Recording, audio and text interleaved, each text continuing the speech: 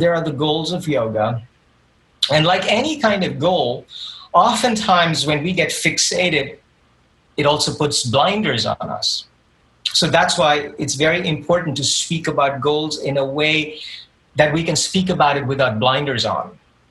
And the goals of yoga are eternal. I mean, we cannot necessarily say one thing. If we use the word ecstatic union, absolutely, there's no denying that. Then the question comes, okay, how is ecstatic union sustained? Are you truly ecstatic every moment? And then we talk about an engaged life and how we need to bring that ecstatic union into an engaged life. And that brings us face to face with the real. Am I being real? Namaste. You're listening to the Savannah Podcast. Join us on an exploration of Eastern spirituality, yoga philosophy, and conscious living for the new age. This podcast is a production of SavannahSpirit.com, where you can find a large selection of Om and yoga clothing, spiritual jewelry, and unique fair trade gifts from the Far East. Now here's your host, Ashton Szabo. Greetings, everyone. Welcome to the Savannah Podcast. Our show today is about the yoga of sound, and in particular, how sound and vibration and mantra can work into our practice and into our lives. Our guest is Russill Paul, who was once a monk and a yogi who lived and practiced meditation on the banks of a holy river in India. He spent the last 25 years teaching at leading educational institutions here in the West, and he's the author of The Yoga of Sound and many best-selling chant CDs. We're happy to have him on the show today. Russill, welcome. Thank you. Good to be here. So I'm excited to have you on the show. I was actually talking to another podcasting friend of mine. Her name's Emily Ann from Bare Naked Bravery, and we were talking about yoga and sound and how people were using it in different contexts, not even in the tradition itself, but just kind of as people like having live music during an asana practice and things like that. And I wanted to go a little bit deeper, and she recommended your book, The Yoga of Sound, to me, which I checked it out. I ordered it right away and started reading it, and I was blown away by a lot of the amazing stuff you have in there. And that's why I reached out and wanted to get you on the show and share a lot of your amazing message with our listeners. So it's exciting to have you on today. Thank you. I'm excited too. So could you give our listeners a little bit of your background and your history, what got you involved with yoga? And so specifically, I know you're a musician as well. Like, what got you so involved with sound and singing and mantra? Well, I was born in India. My dad, Christian, and so therefore I get the odd name. I'm one of those few browns, probably the only brown-skinned guy with the American name going around doing what I do here. But anyway, my mother, comes from Hindu ancestry. And so I get my Hindu connection, my Indian spiritual connection through my mother, who is also an artist. She used to work for the Indian film industry. Both my parents have passed. But I started music when I was about the age of 4. And I really discovered it, I'd say, approximately around age 5 as a means to sort of go somewhere, deal with, as a child, one of the things that I had to deal with was, not having my mom around. She was always away for long periods of time.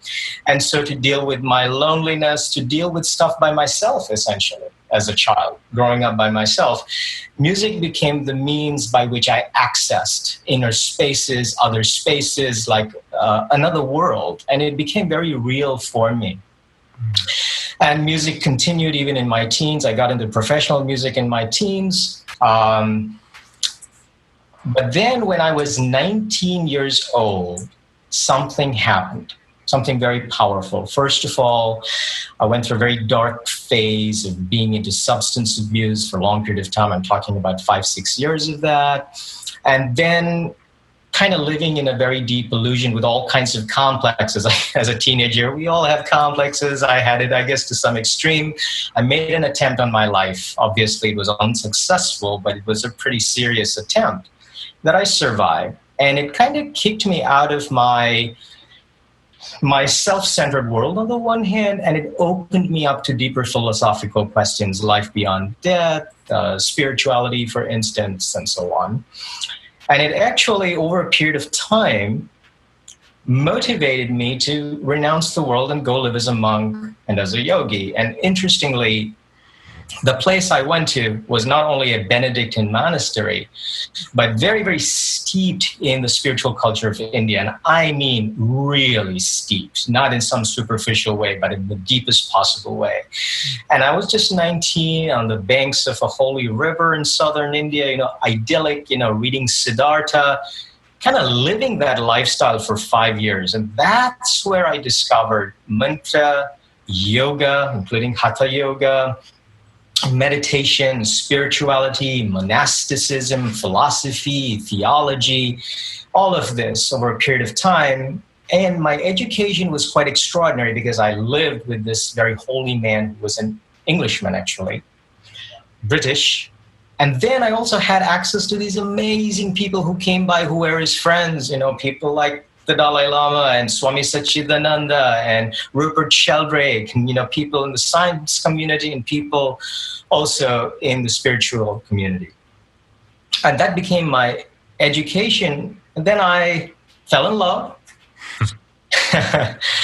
And there were many things that caused me to want to just live a normal life, but still keep my deep connection. And I came out west. I've lived here in the States for 27 years.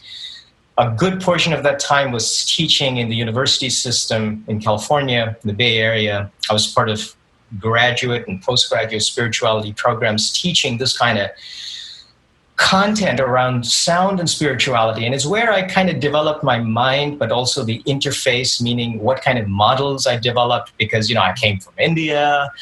I'm ensconced in this very traditional cultural setting, but then I'm transplanted here in the States. It's a whole different language. And how does it really work?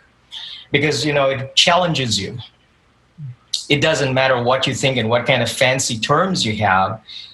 You've got to pay your bills. You've got to think in very real ways. You've got to learn how to relate to people in another culture. And boy, was that phenomenal. Did it really teach me what spirituality is about? Completely off the mat, out of the cave, out of the forest, into the jungle. That is one of the best. The urban settings we live in the West today are the ideal setting to really come alive spiritually. And why do you feel? Because when I hear that the voice, which isn't even my voice, but like, well, no, spirituality means you gotta go up to the caves and you gotta be practicing yoga like a monk and turn away from the world. So how for you is the Western world? And I agree completely that it's this amazing, energetically charged place for spirituality to thrive. Why do you feel that it's so potent for that? Well, I wrote about this very openly in one of my books. And I always felt that I couldn't necessarily articulate it. I came to the West because I originally wanted to explore music, not just music for entertainment, because once I became a monk at the age of 19, I'd already tasted professional music to a certain degree of success in India.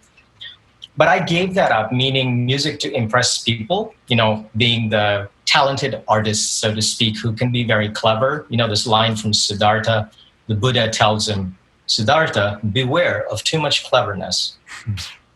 That was such a powerful line, because once I read that, I realized there's this whole tendency as an artist, even as a spiritual artist, to want to impress people.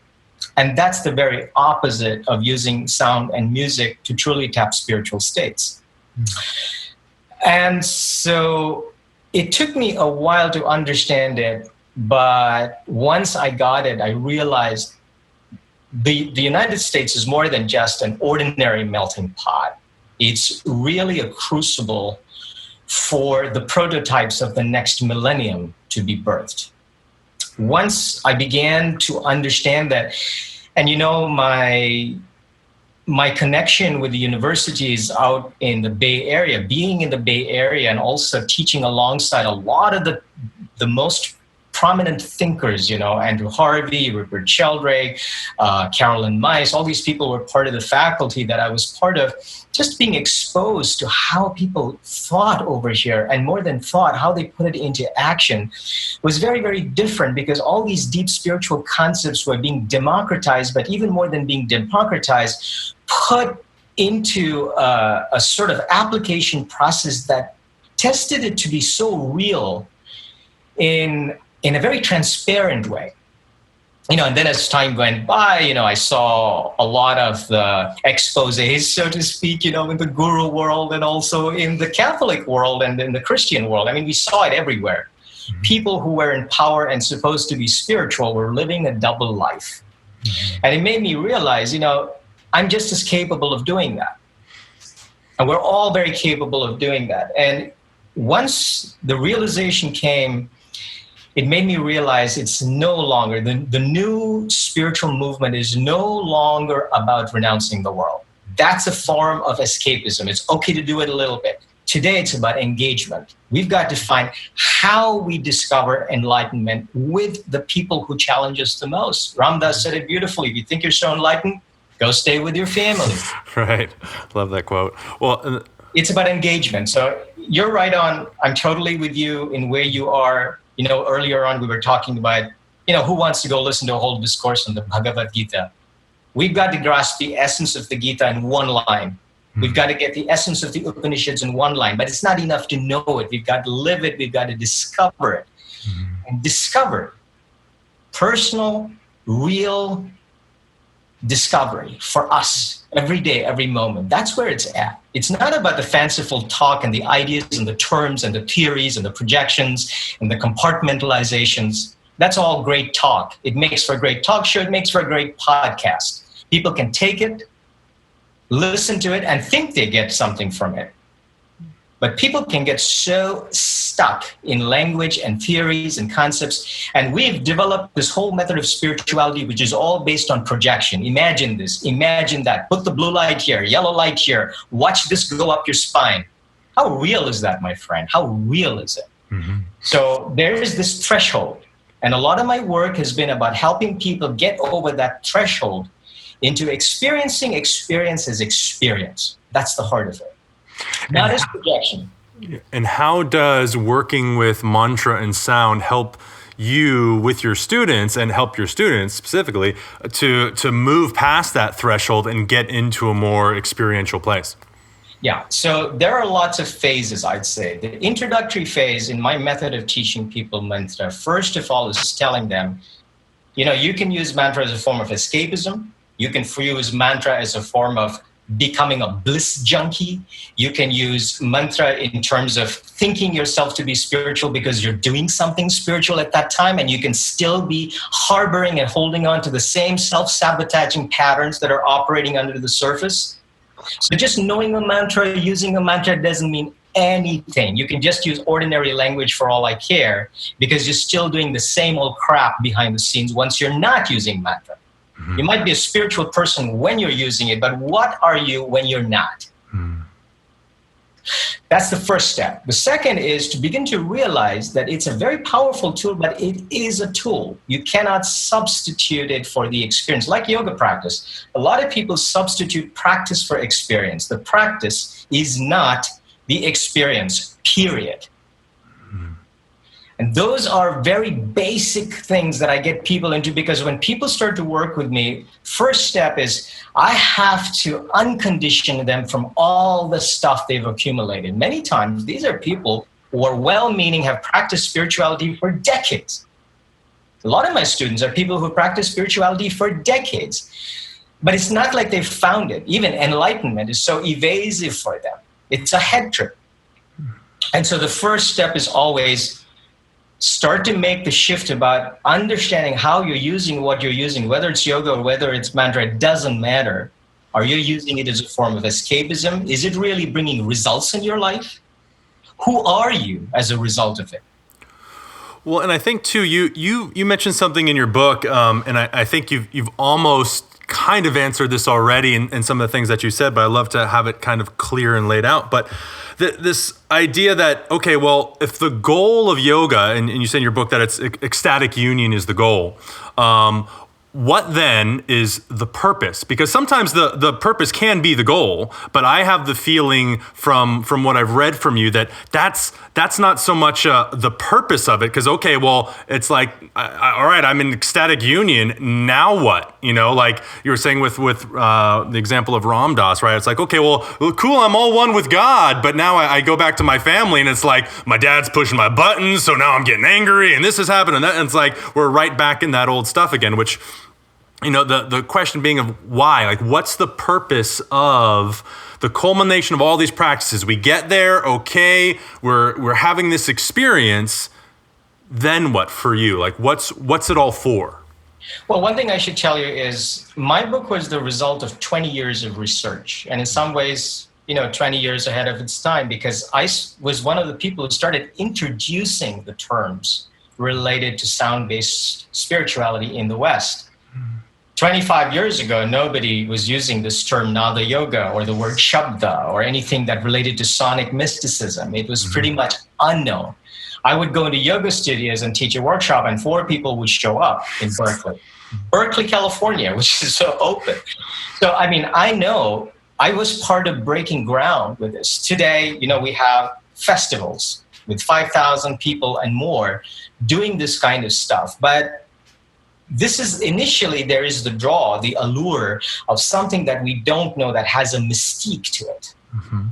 And certainly, without any question, there is a tremendous power and a tremendous mystique about mantras and these sounds, and we can get into that at some point. Mm-hmm. However, I want to say that I wrote my book like 12, 14 years ago, and I have so outgrown my book.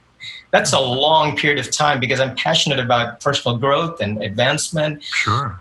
It's a long time since I wrote my first book. So I'd say that in a way, my book was like a thesis. It laid out the scope of sound.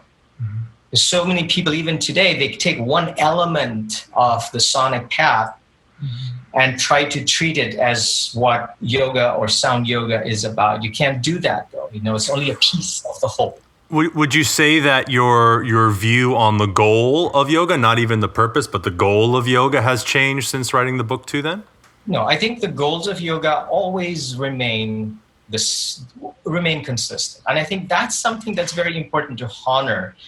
That whether you speak of sound yoga or whether you speak of hatha yoga, whether you speak of tantra, in a way, all these different paths or yogas in the plural, the goal is always the same.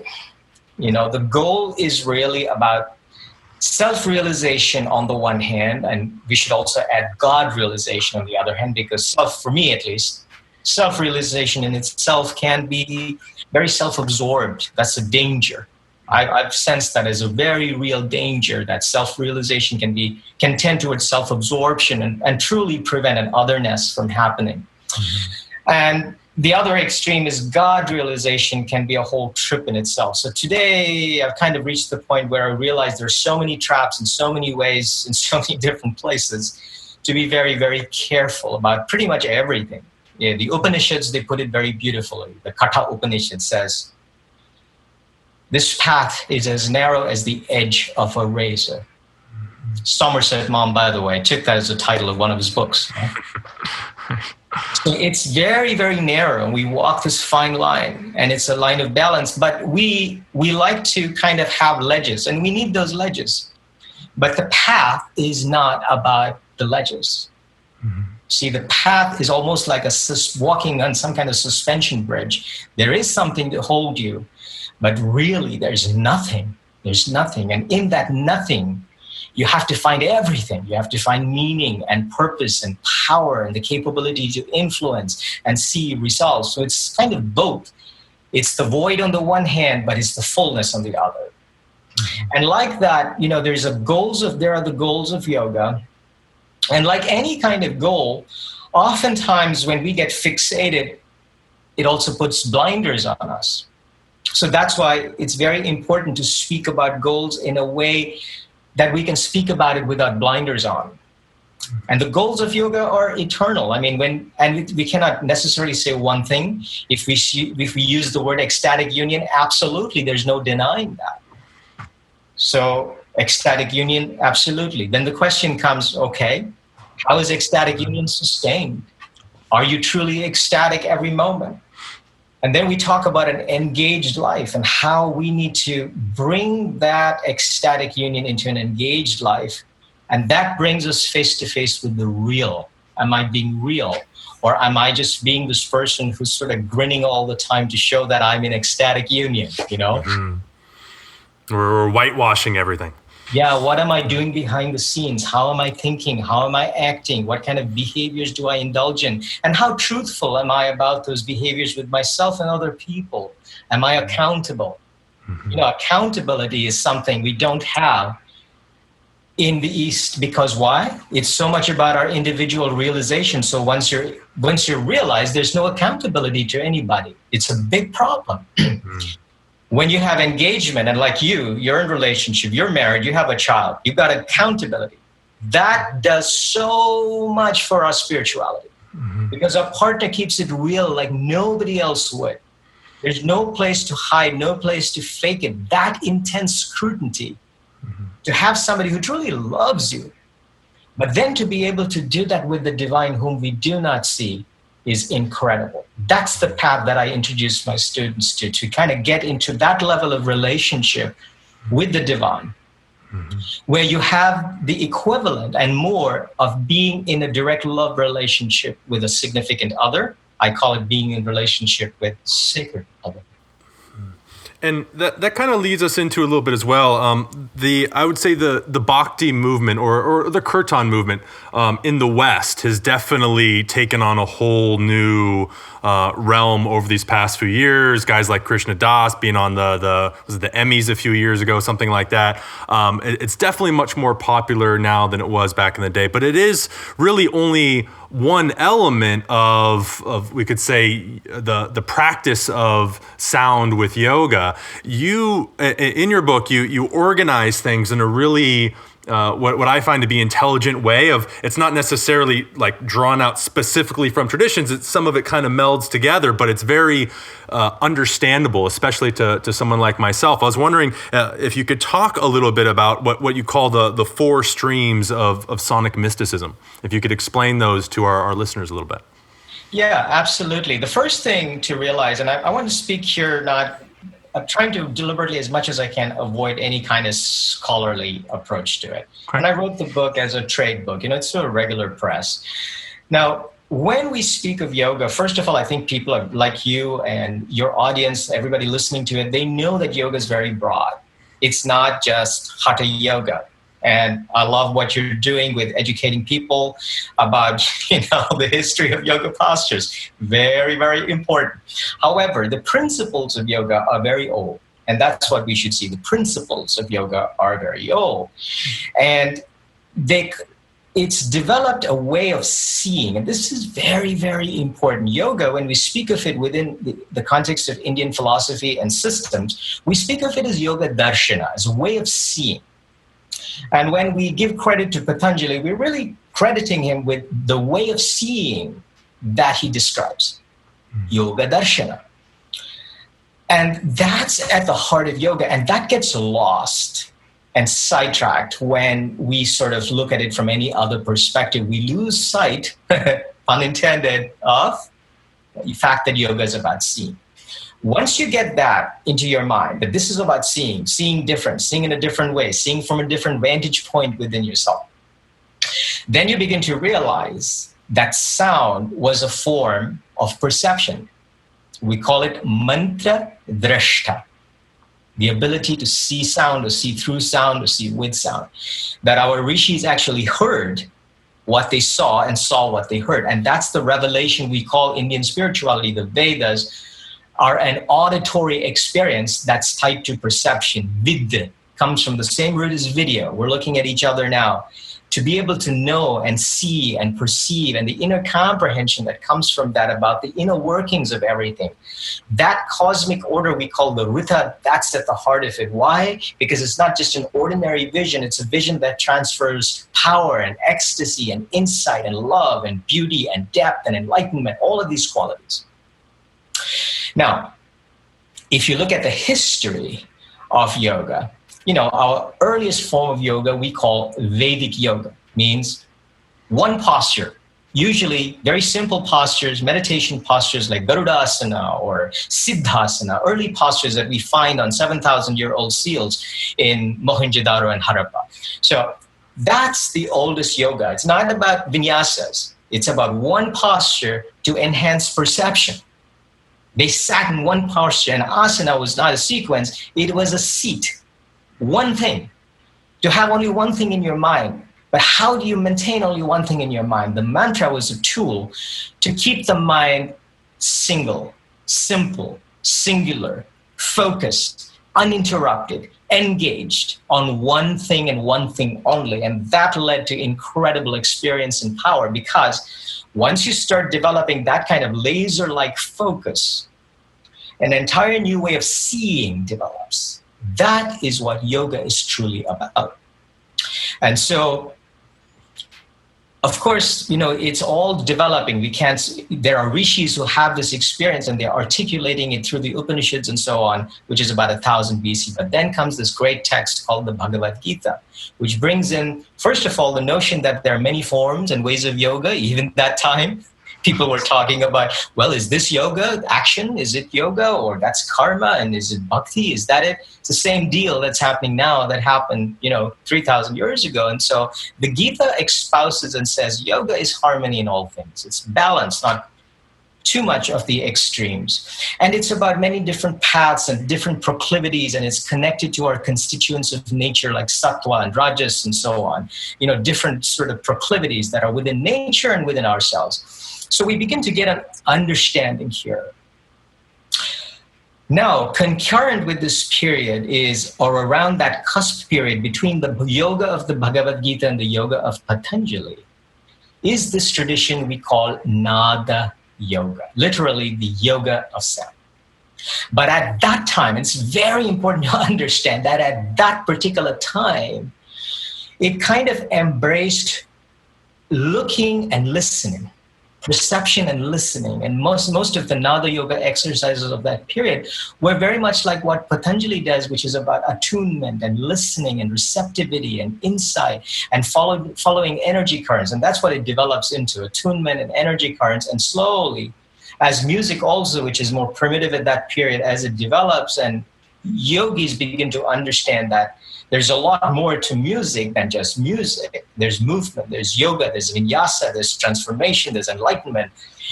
Around the Middle Ages, it becomes a path that embraces more than just mantras and so on. But mantras are the original. And the mantras of the Vedas, they go back, 3,000-4,000 BC.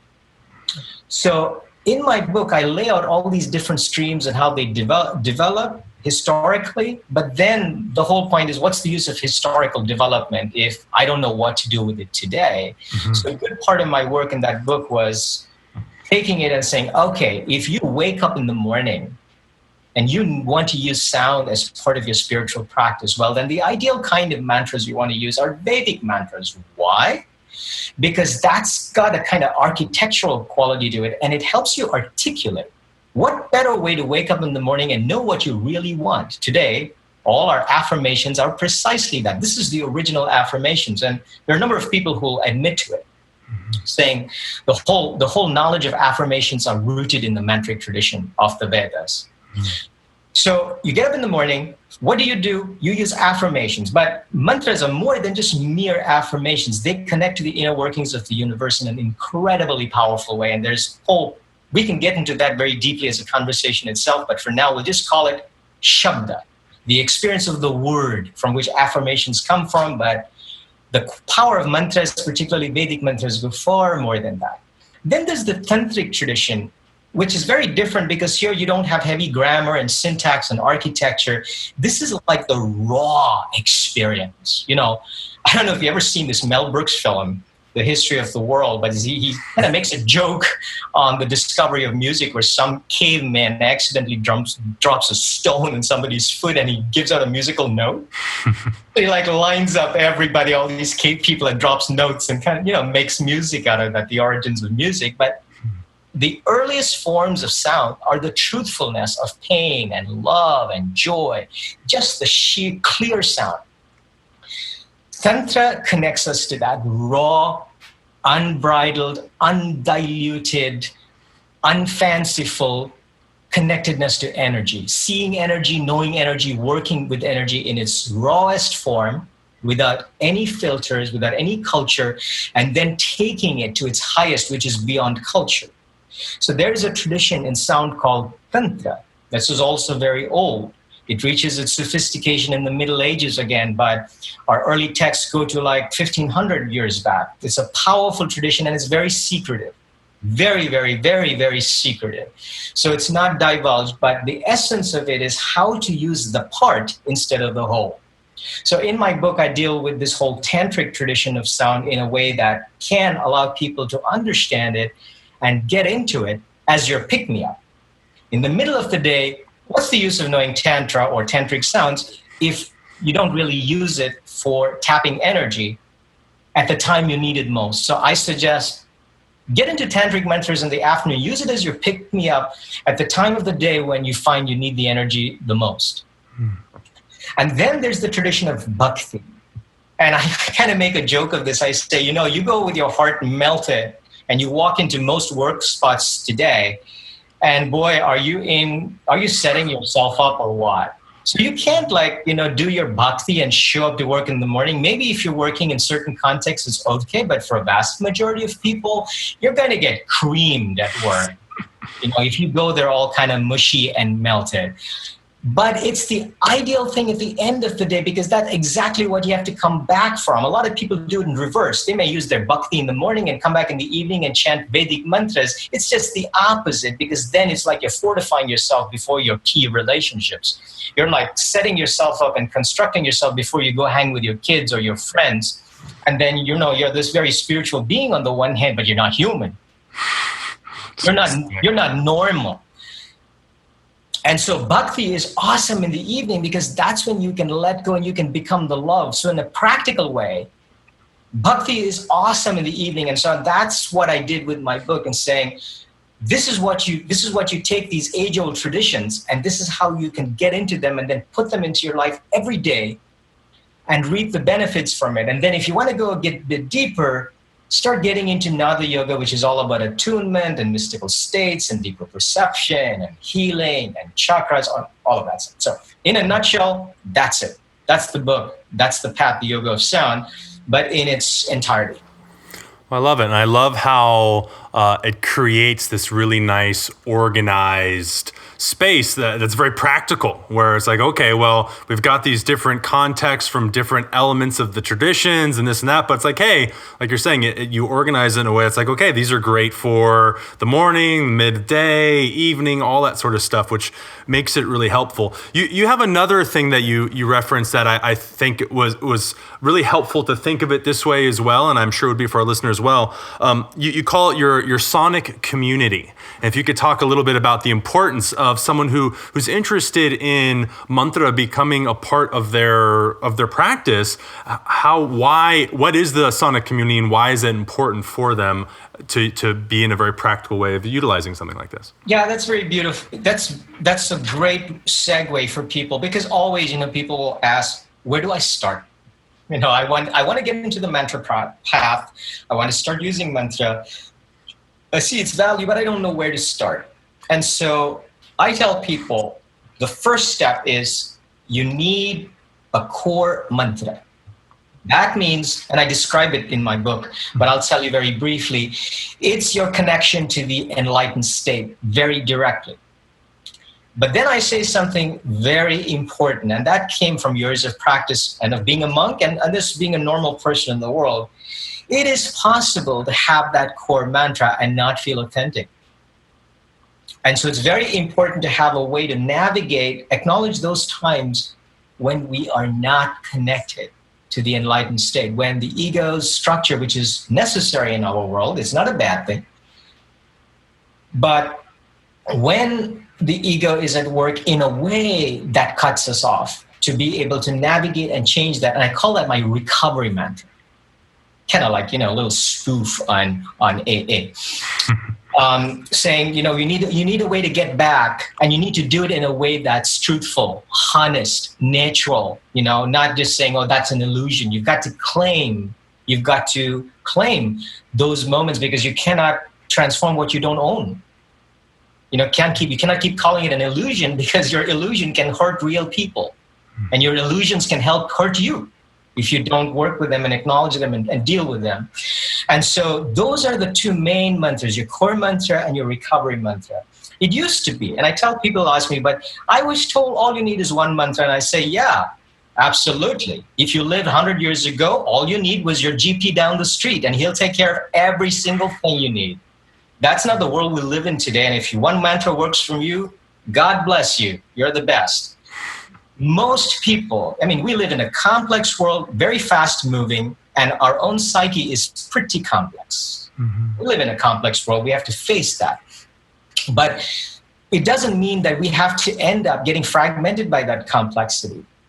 But that's why I believe we need a community of mantras, because, like they say, it takes a village. Mm-hmm. It takes more than just your core mantra for you to deal with everything in your life, because you're not living in a cave. You live in a cave? Absolutely. One mantra does it for you, because all you're thinking about is one thing: survival, eating, sleeping, protection, God, nothing else.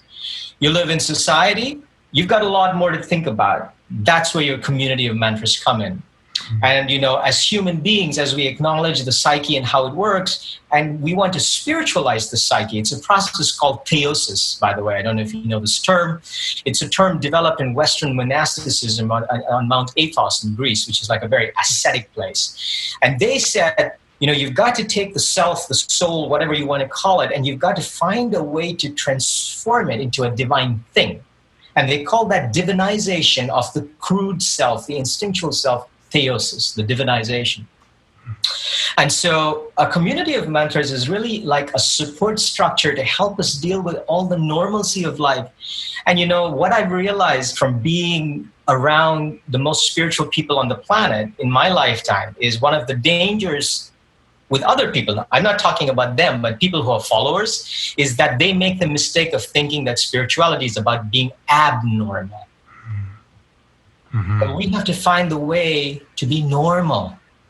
It's pretty insufferable to be around very spiritual people, You talk about a soul structure a little bit, and I'm sure each person has their own unique inner workings and inner psyche. So there's probably not one universal thing to that. But is there a common missing link? And you're talking about where people are using mantra, but it's disconnected from this soul structure, and so a big part of your job is to unite them. Where can people start with that? Obviously, doing work with someone like yourself would go that way because they're getting that individual stuff. But for listeners, for example, that are maybe really empathizing with what you're saying and they can relate, where can they start to make those connections a little bit more powerfully in their life? Well, you always start wherever you are. I know that sounds cliche, but it is absolutely true, and it always holds good. That's the first thing. You start wherever you are and with whatever you know. The second is you allow the input of new information. Of course, you examine it. If what I'm telling you makes sense and is hitting home, then, and you feel, there is a ring of truth to this, but I want to discover how it can unfold for me. In this conversation, there are so many nuggets that I've offered. Okay, it simply means going back and listening to it and listening to the many things I said, like in the beginning, understanding that your practice, including your mantra practice, is not necessarily the experience. Secondly, beginning to come to terms and beginning to understand what is really sabotaging you and how you're sabotaging yourself. Because if you're using mantra and you're still creating sabotage in your life, there's a disconnect. Right there, there's a disconnect. As long as you see that you are sabotaging, or if you're not sabotaging, that you are in some kind of rut that you cannot kick yourself out of, That's another indication there's a disconnect. So right there, I've given you 2 insights into knowing what to do about it. Now, as you correctly say, each person is different. We have different triggers, we formulate it differently. And what people don't understand is that the mantric path is not a one-size-fits-all. So many people are teaching mantra with that kind of understanding, like this is what you do for that, this is what you do for that. That is like saying this is the chakra, this is the color for this chakra. It's okay. It gives you a sense of the spectrum. It gives you a sense of differentiation. But, it's not a cookie cutter approach. You have to work with your specific stuff and how you're responding to it in specific situations and what's conditioned you. And that takes a little bit of time to kind of figure out. But once you realize that there is a way, but it's not a cookie cutter approach. Now, there is a cookie cutter approach in the sense, like you brought up my method of a community of mantras. I've just created what I call the ultimate mantra template. I'm actually giving it away for free. It's very, very recent, and I'm glad to give that to you as well and anybody listening to this podcast. Because what it will do is it will tell you what are the 7 most important mantras everybody should absolutely have. This is the community of mantras we're talking about in the book. But I've created like a 23-page color PDF so people can kind of get into it and understand this process and also what to look for when you're going to study mantra. What are the criteria that you should really look for? Not somebody who's just kind of taking mantras off the internet and kind of teaching you, or reading from a book and teaching you, or going to learning from a CD and teaching you. That's okay for the entry level. You cannot sustain and you cannot grow and develop your mantra practice indefinitely on the entry level. So that puts you on the cyclic path. And that's what I wanted to say. You always start with where you are, but then you've got to recognize if you've got new information to move out of where you are and begin a circle. And that circle will take you along a path, but you must eventually come back to yourself. And that brings you to a new starting point. And this is the method I use with my students. Okay, you're right now at wherever you are. And I never like to call it A or B or C. It's saying you have to get from point A to point B, and then I'll take you from point B to C. No, it's not like that. Because you can do something, and by doing what you do, you can change the infrastructure so rapidly that it isn't no longer about an A to B to C, because it's not about a linear approach. It's not about a linear approach. But we have to work with it concurrently, meaning there are multiple factors affecting all of us simultaneously and all kinds of karmic links that we've set up. In addition to that, there's what I call karmic deposits.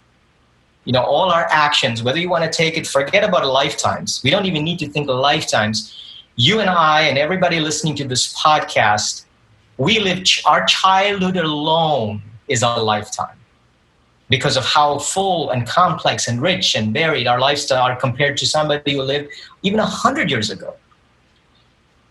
2 or 3 years today, working in a particular job is a kind of lifetime because of the amount of karma and stuff that it creates for us. So forget about lifetimes. Every single phase in our life is creating certain types of psychic deposits because our actions, our thoughts, our words are fortifying that. That has an influence. So along with your mantra practice, you have to have a way of releasing this stuff, this energy stuff. And that's the deep chakra work that we have to engage in. This is not the kind of chakra work that says, okay, use this color and balance it out. Mm-hmm. This is not about balance. You can balance all you want and still hold on to the patterns that are sabotaging you. So balance is the Band-Aid of chakra work. We have to get much deeper into it, get into it on the energy level and start to move it out. That's the deep tantra in a way. Mm-hmm. So there's that piece also that somebody needs to get involved with at some point in their life if they want to take it to that level. If not, mantra's great entertainment. By all means, enjoy it. Turn on the dials and enjoy it all you want. But you want it to make a difference in your life. You want to understand how it's constructed. You want to understand how you are constructed. And you want to see real results. And I'm talking real results. One thing I don't do is I don't talk about my successes. to people because I see everybody doing that. Oh, I bought this $1 million house and now I've got this and I've got that. It's like it's this bragging deal about what people have achieved. But I'm not talking here about just spirituality without facts that substantiate, talking about making an effect felt. Because a few years ago, I reached a point in my life, I said, it doesn't matter how much I know about mantra, and boy, do I know a lot. Having studied it in the traditional way and having studied it as a scholar and taught it at the highest levels of education, it doesn't cut it.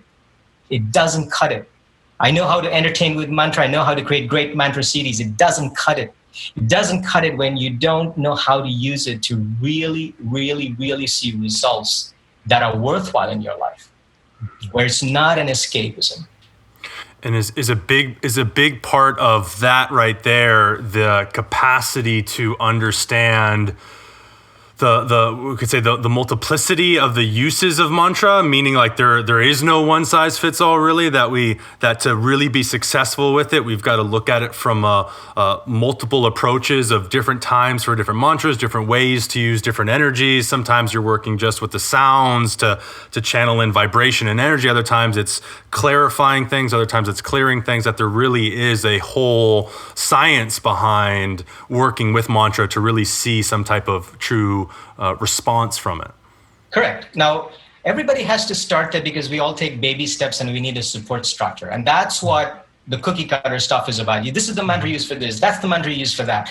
That's great. You're like a baby using a baby walker to find your legs. At some time, you've got to kick that walker. You've got to find your own feet. You've got to get in the world. You've got to get a little bit hurt. You've got to find your way. If not, you're going to be stuck with that walker till you're an old person. You'll still be walking around with that walker. Mm-hmm. That's the danger with cookie cutter stuff and mantras. Mm-hmm. Absolutely. It's going to be your crutch for your entire life. Mm-hmm. That's really not what mantras are about. Well, this has been great, Russell. I appreciate everything you're saying and your insights so much. I want to give, as we're closing here, an opportunity too. I know you travel quite a bit. You travel to teach. You do music. You're all over the place. So if you could give an audience an idea of where they can connect with you, how they can perhaps maybe see you when those times you are traveling. What's the best way to get a hold of you and into the work that you're doing? Sure. Well, two ways. My website is my odd spelt name, Russill, Russill Paul. And that was my dad naming me after the philosopher Bertrand Russell. But he chose, like you said earlier, got to be different, make this guy different, stand out. So that's the roots of the name. So russillpaul.com, or they can connect with me on Facebook at, again, russill.paul. So those are the two ways. And then my schedule, and I give a lot away over the course of the year. I mean, very high quality stuff. I'm always giving it away. So people have many ways of connecting with me. And as I said, the ultimate mantra template, I just finished that, by the way, to help people and also to offer workshops around it.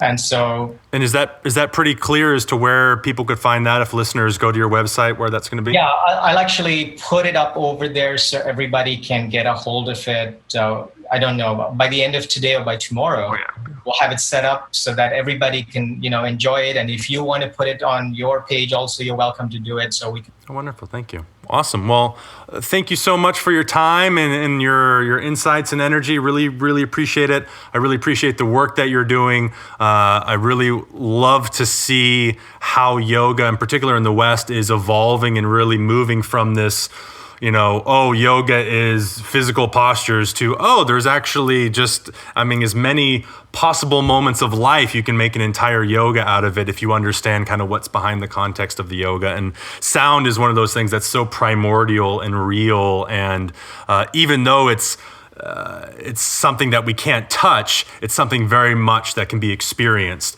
And as you said, the experience is so important for us. So thank you so much again for being on the show. I'm sure our listeners have gained a lot. As you said, there's plenty of nuggets in there for them.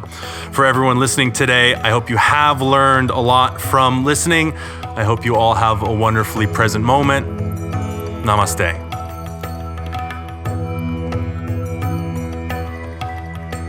Hey everybody, thanks for listening to the show today. please go over to iTunes, write a review, let us know what you think. It helps us in creating new content for all of you. It also helps new listeners get a sense of what to expect from the show. We really appreciate your feedback. Thanks again for listening. Namaste.